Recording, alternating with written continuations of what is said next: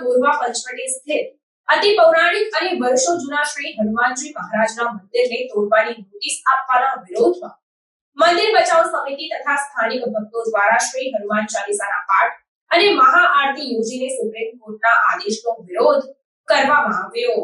હાલમાં સુપ્રીમ કોર્ટના આદેશ મુજબ સમગ્ર ગુજરાતભરમાં 25,000થી વધુ મંદિરોને તોડી પાડવાનો જે હુકમ છે તે કરવામાં આવ્યો છે। ત્યારે આ સંદર્ભે વડોદરા શહેરના ગોરવા પંચવટી સ્થિત શ્રી કષ્ટભંજન દેવ હનુમાનજી મહારાજનું મંદિર જે પૌરાણિક અને અતિ પ્રાચીન મંદિર છે તેને પણ નોટિસ આપવામાં આવી છે। ત્યારે આ આદેશના વિરોધમાં અને ગુજરાતભરના તમામ 25,000 મંદિરોને બચાવવા માટે પંચવટી કેનાલ સ્થિત શ્રી કષ્ટભંજન દેવ હનુમાનજી મહારાજના મંદિર ખાતે તારીખ 27 જુલાઈ 2024ને શનિવારના રોજ સાંજે 7 વાગે મંદિર બચાવ સમિતિ તથા શ્રી હનુમાન ભક્તો દ્વારા મહાઆરતી અને શ્રી હનુમાન ચાલીસાના પાઠનું આયોજન કરવામાં આવ્યું હતું, જેમાં મોટી સંખ્યામાં તમામ સનાતની ભાઈઓ અને બહેનો જોડાયા હતા।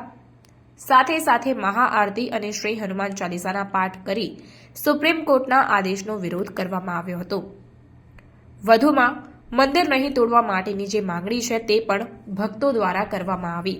આપને જણાવી દઉં કે તમામ સનાતની ભાઈઓ તથા બહેનો દ્વારા ખૂબ જ શાંતિપૂર્વક રીતે મહાઆરતી અને શ્રી હનુમાન ચાલીસાના પાઠ યોજીને આ આદેશનો વિરોધ કરવામાં આવ્યો હતો અને વધુમાં તમામ ભક્તોની એક જ લાગણી છે કે આ મંદિર નહીં તોડવામાં આવે, કારણ કે આ મંદિર જે છે તે તમામ હિન્દુઓની આસ્થાનું કેન્દ્રબિંદુ માનવામાં આવે છે। ત્યારે આ મંદિર નહીં તોડવા માટેની માંગણી પણ કરવામાં આવી છે। આજે વિરોધ પ્રદર્શન કરવામાં આવી રહ્યું છે તેના વિશે અમારા ભક્તોને જણાવશો। સુપ્રીમ કોર્ટના આદેશ અનુસાર સમગ્ર ગુજરાતના 25,000થી વધુ મંદિરોને નોટિસ આપવામાં આવી છે। તેના અનુસંધાનમાં ગોરવા પંચવટી કેલાસી શ્રી હનુમાનજીનું મંદિર છે, કષ્ટભંજન હનુમાનજીનું મંદિર છે, તેને પણ નોટિસ આપવામાં આવી છે। અને આપણા વિસ્તારના ધારાસભ્ય શ્રી કેયુરભાઈ રોકડિયાના કહેવા અનુસાર આ મંદિરને નહીં તોડાય એવી સાંત્વના આપી છે, પરંતુ અમે તેના વિરોધમાં સુપ્રીમ કોર્ટના આદેશના વિરોધમાં મંદિર બચાવવા માટે અમે લોકોએ આજ રોજ શનિવારે સાંજે 7 વાગે મંદિર ખાતે આપણે હનુમાન ચાલીસા અને મહાઆરતીનું આયોજન કરેલું હતું અને તેમાં અમને સમગ્ર વિસ્તારના રામ ભક્તો અને હનુમાન ભક્તોનો ખૂબ સારો પ્રતિસાદ મળ્યો છે। બસ આટલું। સરકાર પાસેથી શું માંગણી છે તમારી? મંદિર ના તોડે બેન, મંદિર બચાવો, મંદિર બચાવો।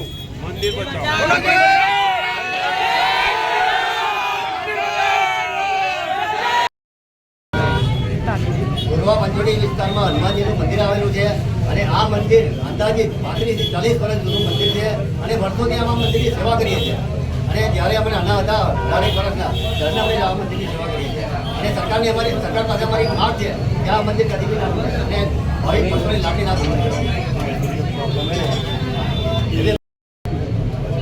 ગોરવા પંચવટી વિસ્તારમાં કષ્ટભંજન દેવ હનુમાનજીનું મંદિર આવેલું છે। ત્યાં 10 એક દિવસ પહેલા નોટિસ લગાવવામાં આવી હતી, ત્યાં કોર્પોરેશનનું દબાણ છે, રોડ પર છે, તો એની જાણ અમે કોર્પોરેશન ઓફિસમાં કરી છે।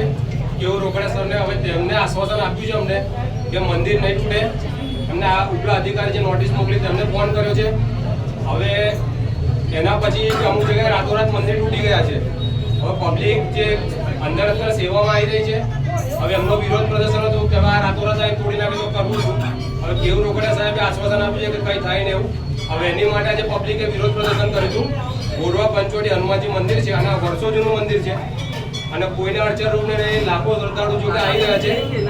હવે એમાં એવું કોર્પોરેશન કે નોટિસ કે દબાણ છે, હવે એને પબ્લિક આજે વિરોધ પ્રદર્શન કર્યું છે। આજે શું કાર્યક્રમ હતો અને સરકાર પાસે કેવી માંગણી છે? સરકાર જોડે એવી માંગણી છે કે હવે આ સરકાર, ગુજરાત સરકાર ક્યાં ખોટો નિર્ણય છે। અત્યારે તમે જે વાત કર્યા છો વિશ્વ હિન્દુ રાષ્ટ્રની, તો આ શક્ય નહીં કે અમે આટલા બધા મંદિર તોડવા, 25,000 મંદિર તોડવા એ શક્ય નહીં ને। સરકારને હવે એવી અપીલ છે કે સાહેબ આ કાયદાને તમે રદ કરો, આ ખોટું છે। આવો કાયદાથી હિન્દુ રાષ્ટ્ર નહીં થઈ શકે અને આ જૂનામાં જૂનું મંદિર છે। અમે નવા મંદિર તોડતા વસ્તુ અલગ છે સાહેબ, આ જૂનું મંદિર છે અને રોડથી દૂર મંદિર છે, કોઈ છે ને અત્યાર સુધી નહીં નડતર થતો। 35 વર્ષ જૂનું મંદિરને કેટલા શ્રદ્ધાળુ આવી રહ્યા છે।